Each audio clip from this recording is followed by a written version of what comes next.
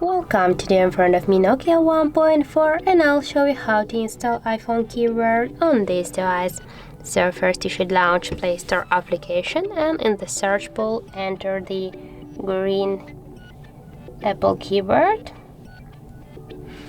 And now we have to get this application, so tap to install and wait a couple of seconds while application installing on your device. And now just open the app. Here click enable in settings and near the green Apple keyboard tap once on the switcher, click OK and again OK.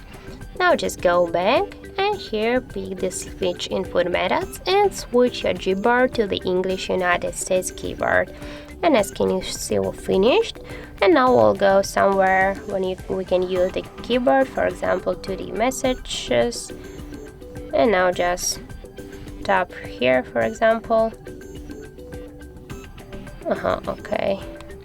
So we'll start charting, and as can you see here, we got our new keyboard, and this keyboard is so close to the iPhone keyboard, as can you see, as all the emojis. So that's how it looks. And if you find this video helpful, remember to leave a like, comment and subscribe our channel.